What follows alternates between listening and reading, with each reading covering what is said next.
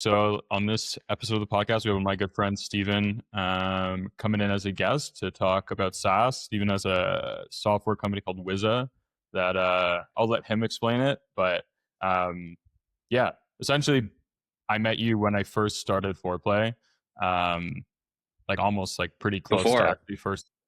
Okay, before starting Foreplay, Steve was like a client of mine on side quest, and then and we got to know each other really well. They bootstrapped like 10 million ARR, and so I thought it'd be a great person to have on the podcast, just talk about software and all the other like stupid stuff that we always get through. But yeah, Steve, I'll let you do an intro and we'll go from there. Awesome. Thanks for having me. I'm offended it took 12 episodes for you to invite me, but other than that, excited to be here. So Wiza is a software company that helps mainly sales teams find contact information for people in their ICP. So we sell to all types of different companies, but we started in 2019, and like Zach mentioned, just kind of scaling past 10 million ARR, and looking to grow a lot from here, and excited to talk about it. Wait, so the thing Zach told us at least was that you bootstrapped up until this point and now you're considering raising capital. Yeah.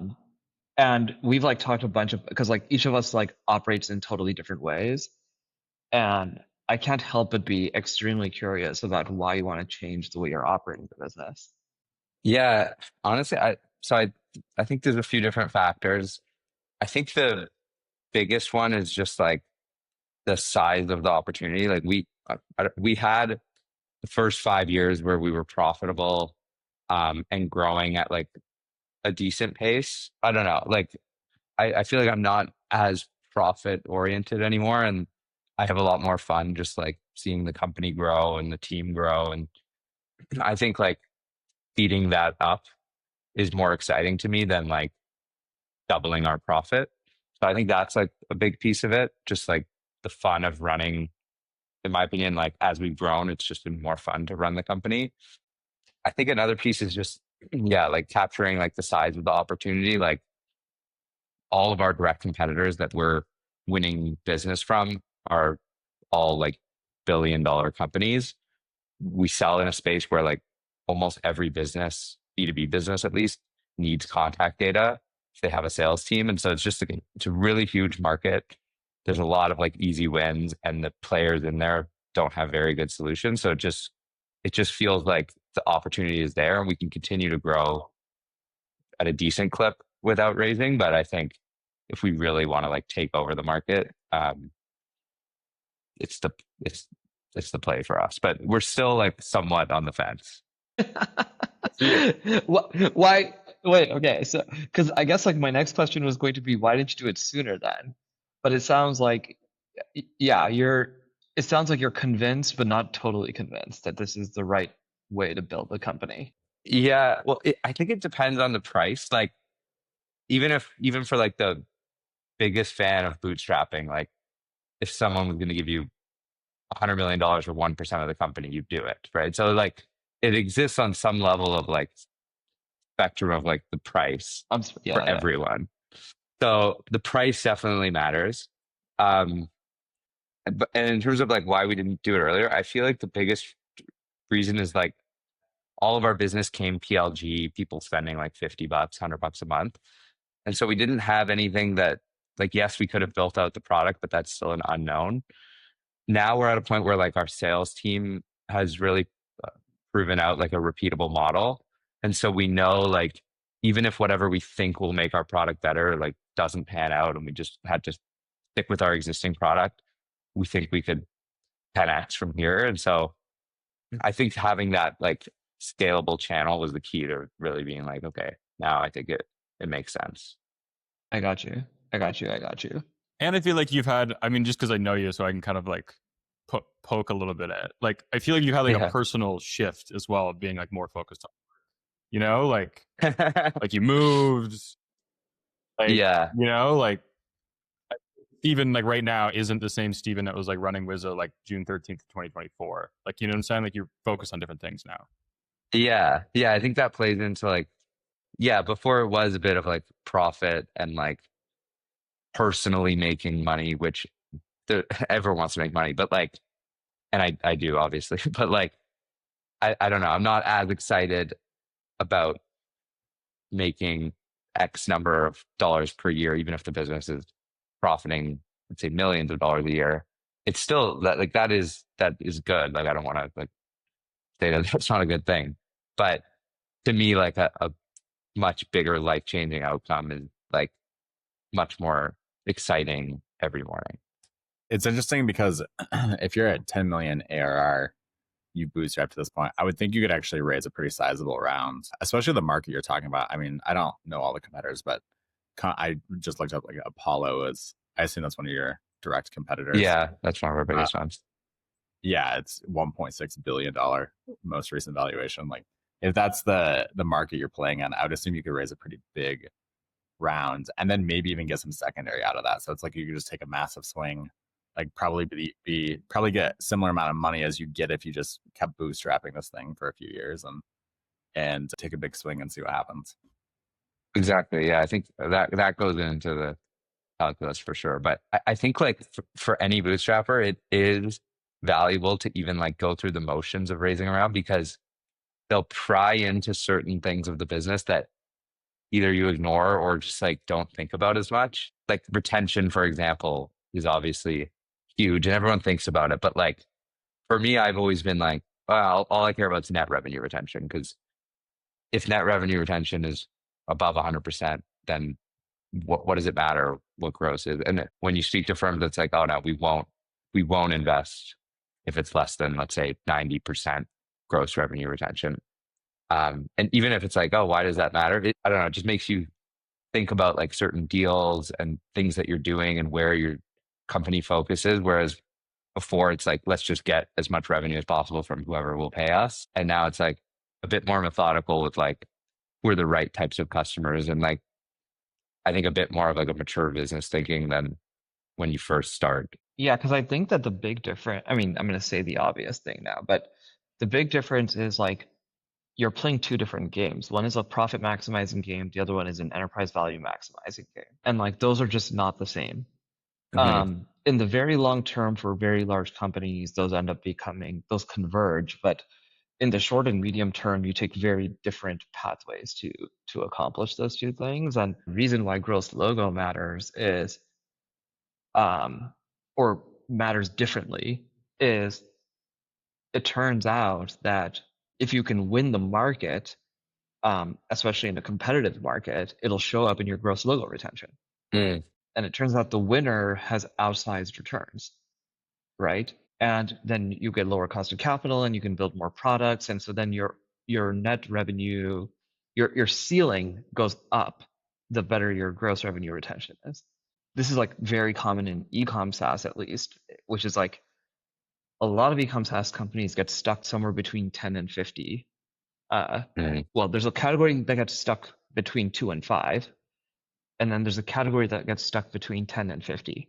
And the only way that you can escape past that is you become multi-product. But you only get permission to then sell the second and third and fourth and fifth product if the customer's still around, right? And so like, and most of the CEOs of most of e-com SaaS companies actually say this out, like they're super comfortable saying this out loud. Like, in fact, like Tomer says it as like an explicit strategy, which is like, hey, e-com has limited TAM, and so Yotpo's strategy is to be extremely multi-product. That is like an explicit strategy, right? Other companies do it more implicitly, like Attentive does it more implicitly, where it's like they're known for SMS, but they're adding email, they're adding other things. Klaviyo has now shifted to explicit because they just refocused from the email tool to like saying, hey, we are like a B2C CRM, which is a way for them to capture more product sets on top of that. But anyway, like, you have to worry about different things because those different things lead to different ceiling sizes, and that different ceiling size is the enterprise value creation. Yeah. It's very interesting how like you put together like a financial pack and it's really all they need, like to decide if they want to invest or not. And just like, the numbers are like quite telling. And I think they do a pretty good job as investors of like at least some of the like growth equity type firms, obviously for venture capital, it's different, but like they do a pretty good job of just like looking at your customer spend over time and like kind of cutting out the bullshit around it. I think it's a valuable, whether we do it or not, I think it's a good use of time. And these are things you can think about even if you remain bootstrapped. Yeah, I think that the other thing that a lot of people miss is like as you're building enterprise value, there are assets that are valuable in a company transaction that are not directly profit related. And that also changes how you make decisions, which is also why I'm kind of wondering, like, why you're shifting, basically. Because there's just like a lot of other decisions that you start to make differently because you're trying to maximize the value of some sort of transaction in the future for the company, whether that's and like the large majority of those are M&A, and then there's some like extremely small subset that's an IPO, right? But it doesn't actually matter which one of those two is the end outcome. You're maximizing for that end outcome, which is like a very different set of things to like you will hire different people is the most obvious way that changes, right? Because an asset that has like higher quality people working in it that are in the location of the places where that next owner of the business is a more transactable asset than one that does not have those properties. Yeah, it's very interesting. Have you guys raised, or are you both have we bootstrapped? raised? Yeah. So this is why, like in previous episodes, we've talked about this, but like, Zach is the bootstrapper, Jeremiah is like in a more like PE holding style. And then I've raised, yeah. Interesting. He just closed a $45 million Series B. So wow. Congrats. So yeah, he's raised a lot. He's the man that knows all about VC funding and how to get them to open their wallets. Yeah, you should go listen to the last episode because he like broke down like the entire process and there's some good stuff. Okay. Yeah, I definitely should. It literally just came out, so yeah. It's not like you no worries that you didn't see it yet. But yeah, it's just I find it fascinating when somebody wants to switch from bootstrapping to raising capital because it's just like such a different way of running the business. So yeah, I didn't raise any capital, and I think it's the business that I run is software subscriptions, and we're talking about like typically call it $50 to $500 a month is like a typical range. There's more. There are some that are larger than that, but that's kind of where the bulk of our customers fall in terms of the revenue that they drive for us, and that just isn't a high enough. Doesn't lead to high enough revenues for VCs to really be that interested. And so I think that's I learned that early, accepted that early, and moved on. but it's still a good business, right? It's just it's very hard to get to that $1 billion outcome in what's essentially a relatively small TAM with a pricing strategy like that. Yeah. Did you guys feel like you couldn't expand like back to the point of like multi-product? Like, is that something you considered or? Yeah, I actually think that's really, Shab, you brought up Yotpo. I actually think that's a really interesting example. Like they start with reviews and they basically have just continued to expand into more and more lucrative categories. And so like people are only willing to pay so much to put reviews widget on their website. There's a cap in what you're willing to pay for that because ultimately it's code that you have a lot of alternatives for. And there's not really an appetite to spend more based on the usage of it. And then you get into, I mean, they have loyalty, they had at least subscriptions for a while. And so you can see like loyalty, you're theoretically at least able to show that you're driving business revenue impact in a way that's more clear than with reviews. Subscription becomes even more clear than that. And I think they're deprecating subscription, but ultimately with subscription, you can pretty easily charge somebody a percentage of that transaction because you're literally like taking money from somebody and putting it in their bank account. Then they moved into email and SMS. And I think that is, you look at like Klaviyo, a single product, basically. I don't remember what their most recent revenue is, but I think it's something like $700 million or it may even be higher than that now.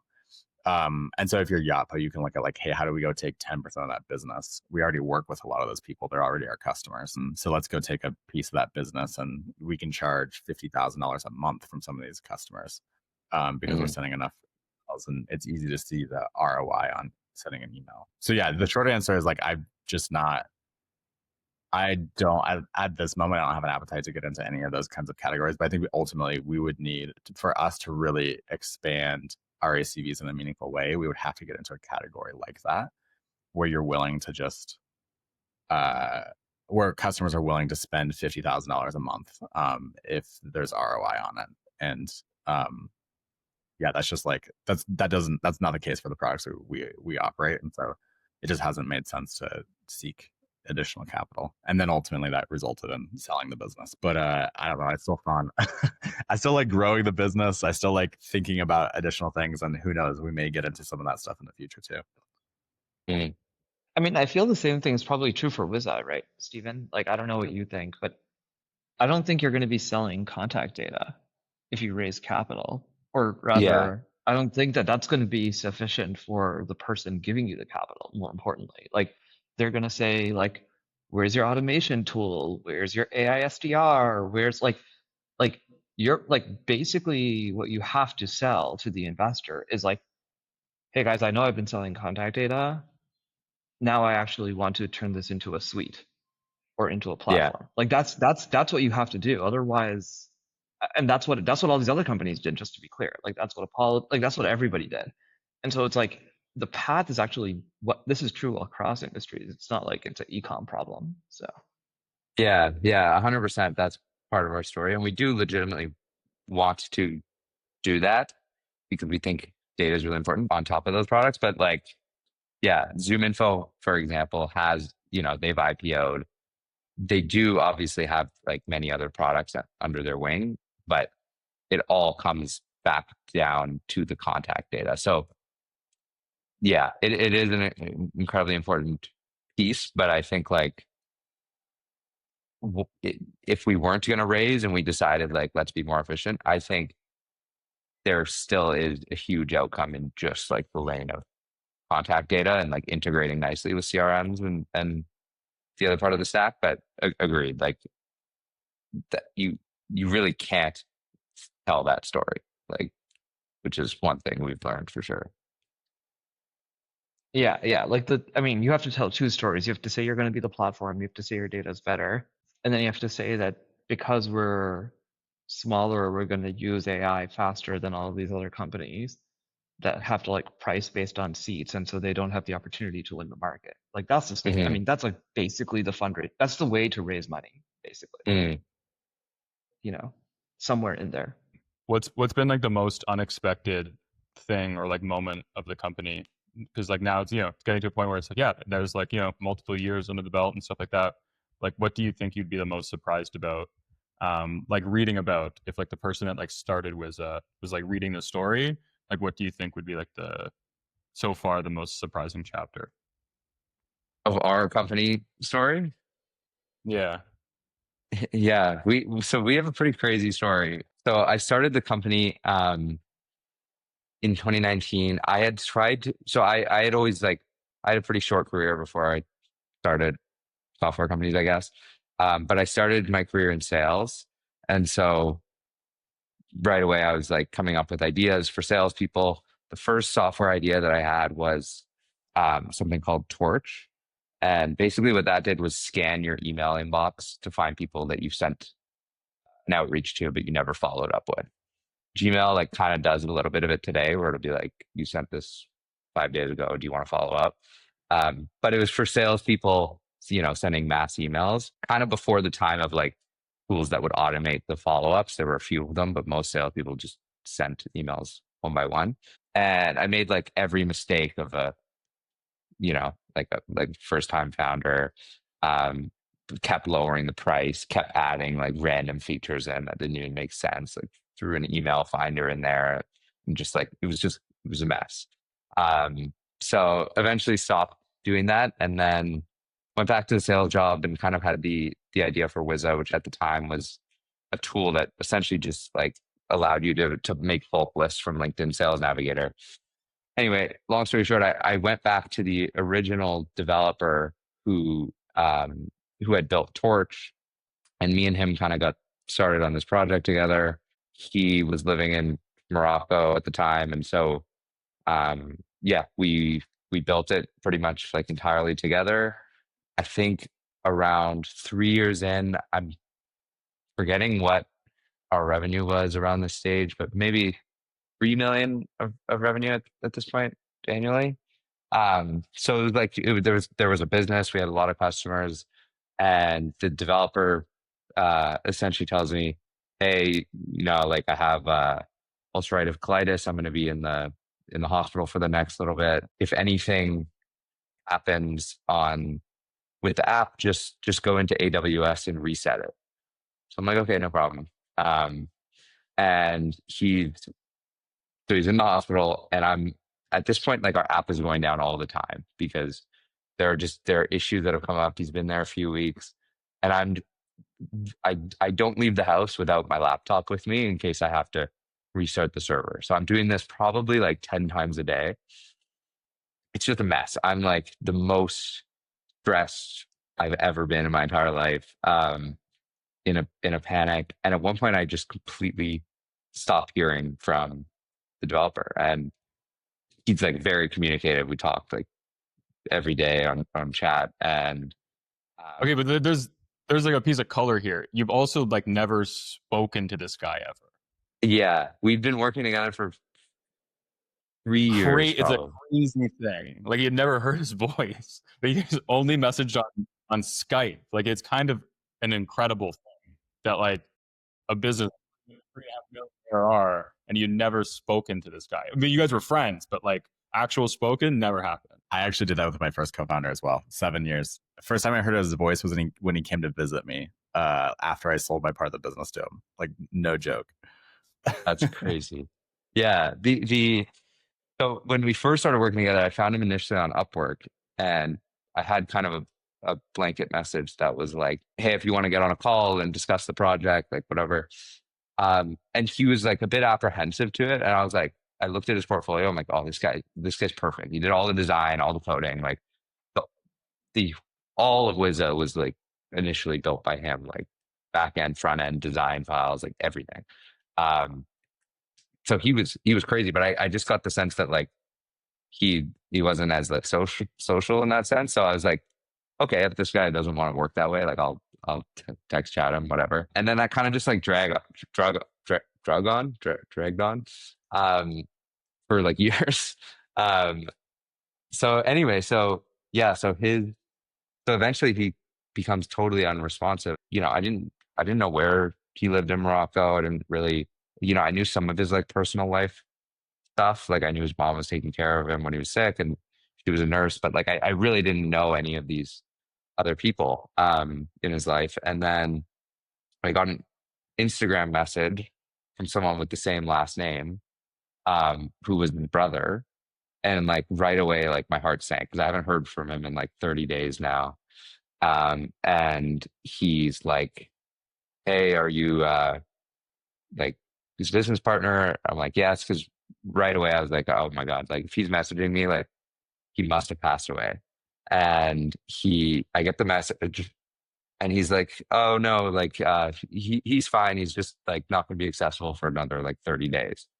So I kind of like relax a little. I'm like, okay, 30 more days. Like I can live with that. The panic kind of continues, restarting the server, just every day trying to figure out like what's going on here. And I'm on the phone with Zach and our other friend, Jake.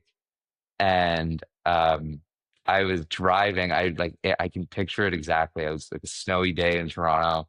I was driving to buy a piano because I wanted to start doing piano lessons. And all of a sudden, we're on the phone, we're talking about this, they're trying to figure it out, like they're looking things up. And then all of a sudden I just hear like the biggest gasp I think I've ever heard. I don't know, I forget now if it was from you or Jake.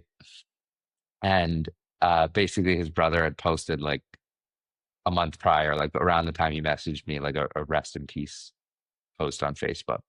So he had passed away a month ago, and I guess was essentially I don't know his motivations. I won't like speculate, but that was like obviously the hardest point in the business personally. Obviously, like even though we had never talked, like we were essentially texting like every day for years.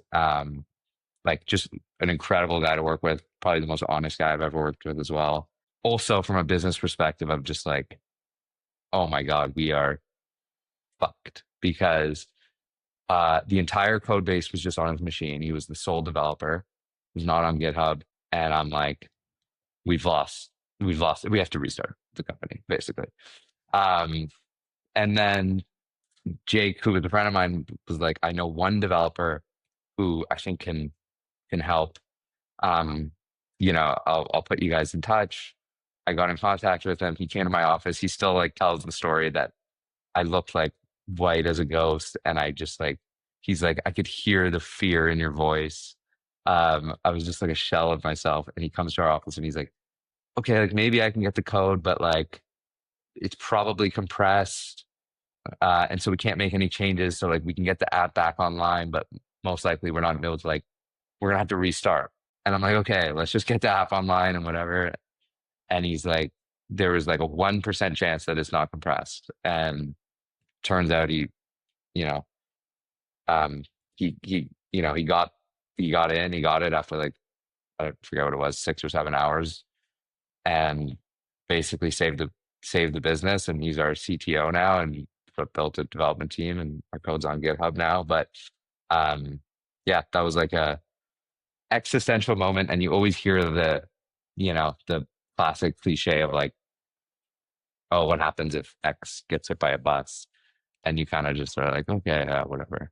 But yeah, anything can happen. And that was just a crazy, probably the craziest period of my life. Damn, man, that is rough. Have you had any more communication with that developer from Morocco's family since then, or is that kind of the end of it? Yeah, I was able to get in touch with his mom, and I'm still in touch with her, and was able to obviously support them because he also had equity in the company and everything. So, yeah, luckily I was able to get in touch with her. Obviously, I didn't trust the brother as much based on lying to me, but yeah, his mom kind of, luckily we got in touch. So I thought I was going to have to fly to Morocco and like find the computer and like try to hack the computer or something. Dude, that is yeah. I don't even know what I would do in a situation like that. I feel like there's certain things where like you get tested in such a big way that, I mean, it is sort of like the should we just shut this down and restart? It's like it is like a what's the point kind of moment, right? It's like so extreme that it's like a what's the point kind of moment. We had the team and like obviously the revenue coming in, so it's like we had something there, but like the product was essentially gone. So it was just like, how do you even restart and get people to like switch their cards to the new system? And like, but yeah, that seemed like at the time the most like realistic case. Has every other problem since then felt minor? Yeah, I keep I have a photo from like when he was in the hospital. He sent me like a message that was like, because he used to get pretty stressed about like we would do a launch and something didn't work. And it says like, I essentially it's a long message, but like the only thing that actually matters is your health. And you realize this like every time you get even like you get the flu and you're just like, man, all I care about is just like being healthy. And so yeah, I think definitely like moments like that and other things, like it doesn't have to be as extreme. Like everyone goes through, difficult times, and it does put it into perspective, I think, for the future. I think we've had other issues. Like we've gone down. We actually had a New York Tech Week party. We flew our whole team there and everyone was drinking. We had an open bar.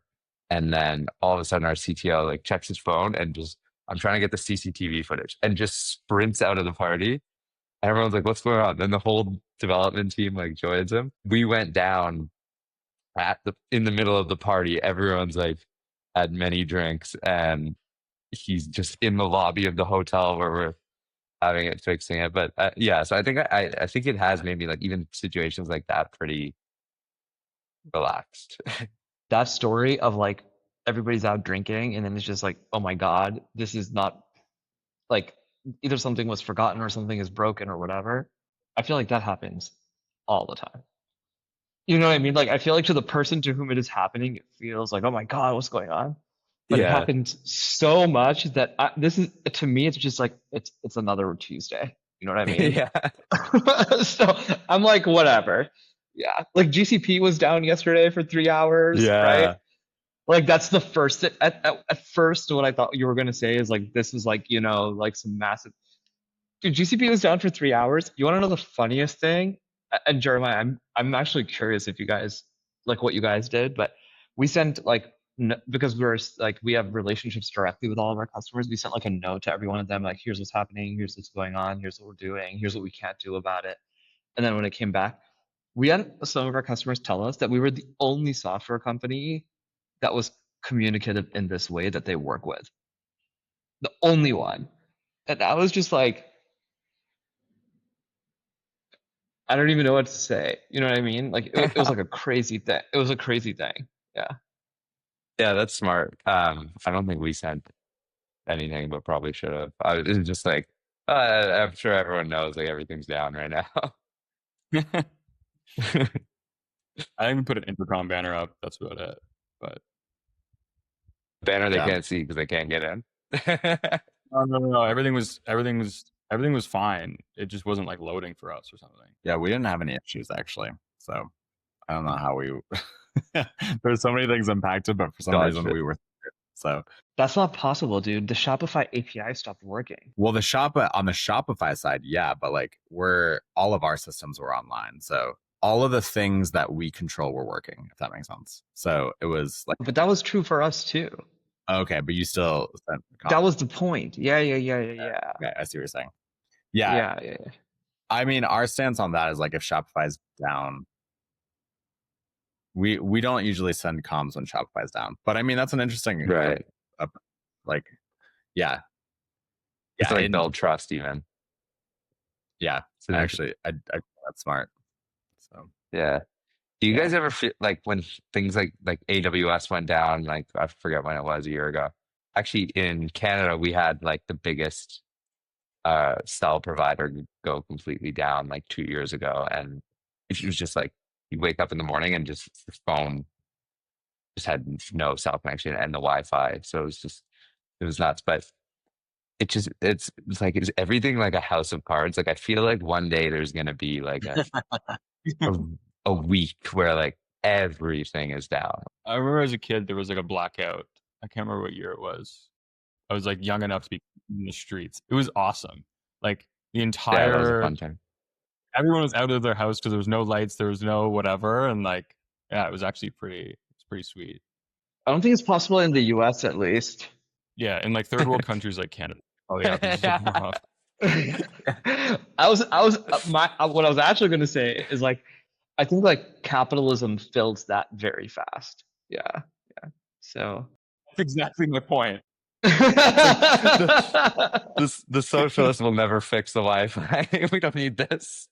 There's no incentive to fix the internet. Like, dude, GCP was down. You want to know what was happening on Twitter? A bunch of like people who provide compute services literally were trouncing on the GCP being down, and we're saying we're up. Like that is what happened on Twitter. And that's how you know that like, hey, capitalism will solve the problem. It's because like they used that one moment. Like one of my friends runs an infra company, and dude, his socials and all of his investors just like pushed this message super hard that they just don't go down. It's like a big part of their value prop. Like they just don't go down. And they like made tons of technical investments. They're like across multiple countries, across multiple backends, across multiple model providers. They just don't go down. And so like GCP was down, and they were like, and they had commented about that 2 days ago. And so then they were like, see, that's why we said that. You know what I mean? Like capitalism has this like funny way of like filling these holes. That's why I don't think it's like likely that everything just goes down. Yeah, more so I mean even like the core, like the internet. I don't truly deep down know how it works. You don't think Elon Musk is gonna tweet as soon as the internet goes down? Like that's what Starlink is for. Like, dude, that's what's gonna happen. Starlink has diversified the risk there. Yeah, and you can, dude, 100% confidence he will tweet as soon as something like that happens and ship some Starlinks to people 1 month off. You know what I mean? Great offer. I just bought a Starlink. It's such a good product because I have like, yeah, it's so good, incredible. I don't have like my internet doesn't go to like the roof of my building, and I like try to get like mesh systems, whatever. It never worked, and I just got Starlink, so I have like the Starlink up there, and it's fucking incredible. And like, it's like part of me, and maybe because I don't live in a place where Starlink is like has like a lot of penetration, but it was like, how have I not even seen more people talk about just like the onboarding process of this whole like the entire thing is incredible. Like I feel like people are like, oh, you can get internet everywhere, like that's what we're talking about, but like just as a product in like the way, like outside of the internet, like the way it was shipped, like the onboarding was just incredible. I'm just like surprised I don't hear more people talking about it, like how good of a product it is. Like it's incredible. Do any of you own a Tesla? No, I don't like electric cars. Makes sense. In. Makes sense. He's like wearing red glasses. I was like, I should have known. You know, it's like, like you like definitely give either G-Wagon or like Corvette vibes. I don't know which one of the two it is, but it's one of those. So Steve's the G-Wagon guy, and I almost bought yesterday, and like I'm just waiting for like the final like numbers on it. An old Land Rover Defender that was imported from like Slovenia or something. You look Slovenian. Oh my God. I look like I'm about to go to war. But that was all part of it. But the reason why I don't like electric cars, like I think they're incredible, and I think they're cool to drive, but like I think over a long enough time horizon, just like combustion engines you're not gonna be able to get like really cool ones. And so I'm looking at this like time in my life as like an opportunity to just like absorb something that's fleeting. And like I have zero desire to be like an early adopter with electric cars, because I'm just like, oh, I'll have all of like the ones in 10 years are going to be so much better, and I'll not be able to have like this thing that's like loud and like smells like diesel. And I love the smell of gas too. Okay, anyways, I just wanted to talk about the onboarding process. I think this is like Elon's companies. He just does a very good job of this. When you buy a Tesla, first of all, you buy it online. It's like easier than buying a t-shirt from True Classic. Literally, it is easier to buy a Tesla than a t-shirt from True Classic. No offense to True Classic, but it's just like that easy. And the way you pick up this car is insane. You like show up. First of all, they could just bring it to you if you live in a home, but I live in like a condo complex, so they can't bring it there. So I go to the dealership and you just check in. There's a lot, okay? It's just numbered like 1 to 40. And then you get a text within 15 minutes saying your car is ready. And then the whole onboarding happens through your phone. Like there's no human involved. You set the car up. The keys are in the car waiting for you in this like beautiful envelope. Like you don't have to talk to anyone, and you drive away in 10 minutes. It is insane. It is insane. Like the total amount of time you have to spend to buy a Tesla is like under 15 minutes.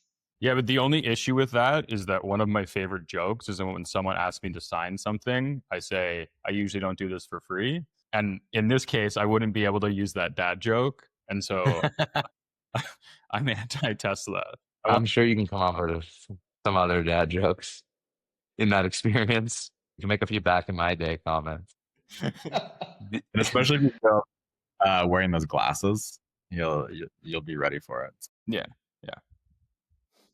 I feel like there is something to like taking the principles of like tech, like, you know, smooth onboarding or like time to value and all these things, and bringing it to these like older businesses, like not even D2C, which like has been done, where a lot of, I think, like the principles of that have like made its way into like CPG brands, but like, I don't know, gas stations or like just other like antiquated industries that really like young people aren't involved in these days, and like bringing those, like, I wonder what else is out there that you can just like take over.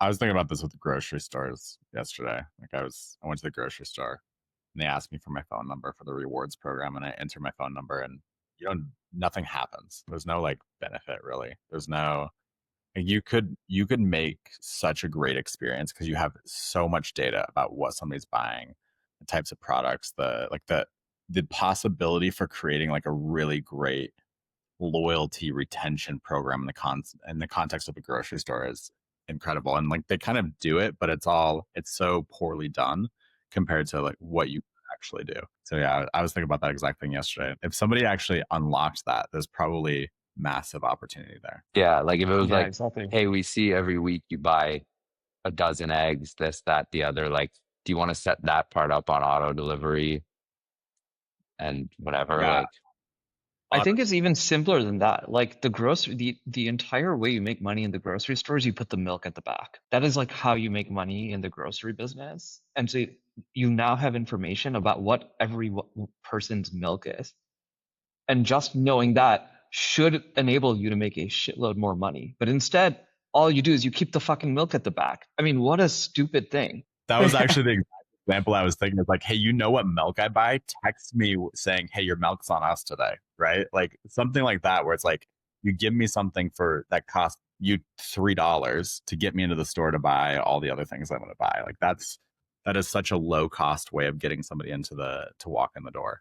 Yeah, there's so many things like that that are just untapped. And even, I mean, Amazon owning Whole Foods still hasn't done a good job of that, in my opinion, compared to what is possible. yeah, it's not great. I've also noticed that like the closest grocery store to me is a Whole Foods now, and it's actually way cheaper to get it delivered. Like the prices are like half on a lot of things that like I regularly buy, and I'm like, why? Like, like why is it cheaper to get it delivered? Yeah, and you don't have to spend half an hour or an hour going to get it yourself. Yeah. I actually think that Starlink is the perfect product, and because like Tesla is a great product as well, but it's the subject of a lot of criticism online, right? Like I'm not sure any of the criticism has to do with the car. I have Right. yet to meet a critic of the car who owns the car. right, and you can't critique Starlink. It just works. If you say it doesn't work, that's just objectively false, right? It does work, and it works really well. You can't say it's too expensive because it's actually cheaper than a lot of like local options. I go to a lot of like surf towns, and these towns are dominated by Starlink. The local providers are just getting wiped out because it's cheaper, right? So you can't say, oh, Starlink's too expensive, because people are like, that's just objectively false. It's kind of the perfect product. When I was living in Mexico, it was in this town that never had good internet. And so people would come in, like digital nomad type people would come in for a weekend and then like hop out.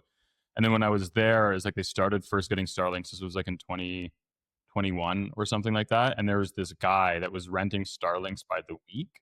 And he was absolutely killing it. He was renting at like $200 a week or something. But it was like the only way you get internet in this place. And I was like, how many Starlinks do you have? And he was just like, I have like 150 right now, like cycling at $200 a week. And I was like, damn, you're crushing. The other thing that's interesting about Starlink is that generally speaking, new tech innovation kind of concentrates on urban centers. And Starlink is the opposite of that. And this is just kind of like an interesting observation. But like both my parents have Starlink because they live in a rural area where the alternatives are very bad. And they're not tech people by any means. And so I do think that's an interesting, it's an interesting thing where like generally speaking, that's the opposite of what you expect from a tech innovation. Dude, I know someone who's like a self-defined communist, and he had to buy a Starlink, and he wasn't very happy about it. He was so upset. Like, you're getting value out of Elon Musk's products, and he was like, I mean, there's no other options. I was like, it's a good thing. I have so many things I want to say that I'm just not going to. It's like, oh gosh, yeah. The internet's a beautiful thing. I guess that is the thing that I will say. The internet is a beautiful thing. I did not realize how pervasive Starlink was. My wife is from Cameroon, so Central Africa, very like poor place.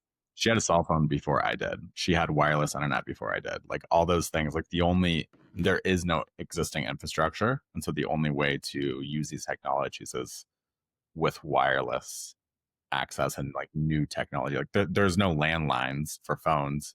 So most people didn't have a phone until they got a cell phone. So yeah, it is interesting to see like tech is really changing how things can be distributed and where the innovation actually gets used first is not always where you would expect.